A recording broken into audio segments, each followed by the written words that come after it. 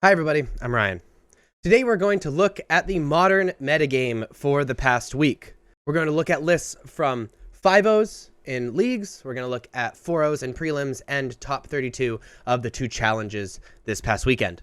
And see what deck is dominating, what deck is the most popular, and what deck to expect this coming week in your own tournaments. Let's jump into it. The most popular deck in the overall metagame, again from 5-0s in leagues, 4-0s in prelims, and top 32 in leagues, is red-black Scam, followed by Hammertime, and then Murktide. It's interesting seeing Scam as the most popular deck by a reasonable margin above Murktide and Hammertime. You know, when I think about Modern, I think about decks I play against and decks I expect. I definitely think of Hammertime and Murktide a little bit more than Scam. But maybe it's a response to the popularity of Hammertime and Murktide, and especially like creativity, you know, and just neutering these decks that would otherwise be very dominant. If we look at the Scam deck is really interesting because it's literally looking to scam out your opponent from games. You know, it plays cards like Ragavan, which in and of itself can scam your opponent out from games. Plays cards like Blood Moon, which again can scam your opponent out from games. But also has Grief and Fury alongside, you know, Undying Evil like effects where they undie, right? They go to the graveyard and then they come back. So the best hand here is, you know, you evoke Grief, Thoughtseize your opponent in response to the evoke trigger. You Undying Evil or Malika Rebirth or whatever the effect is. It dies, comes back, and you get to Thoughtseize your opponent again, and you have a 4/3 menace creature, you know, which is extremely, extremely powerful. Hammertime is similarly a combo deck, and I would argue a little bit of a scam deck. They you know, have an artifact theme and especially an equipment theme. And there's 2 big powerful things this deck can do. One is Stoneforge Mystic into Caldria Complete, and then like flash it in and begin attacking with an indestructible creature that does a bunch of other stuff. Or be able to cheat the hammer on creatures, which gives +10/+10. It does this in a few different ways. The 2 biggest ones is Sigarda's Aid, being able to attack and then instant speed flash in a hammer and equip it to a creature and deal 10 more damage than was otherwise expecting. Or by playing Pure Steel Paladin, just casting your equipment and then equipping for free and just jamming him.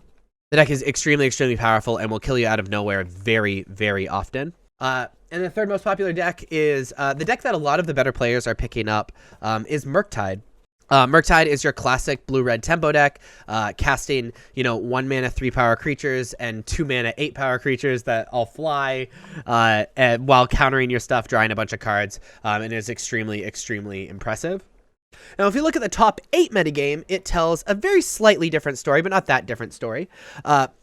Murktide being the most popular deck in top 8s of Premier events this past week, followed by a tie between 5-color Creativity and red-black Scam. And this makes a lot of sense, right? Creativity has been a tier 1 deck for a while. Scam is really pushing and probably is a tier 1 deck now. Murktide has been like an amazingly solid deck, and the best players do really well with it because like your decision-making processes matter with Murktide.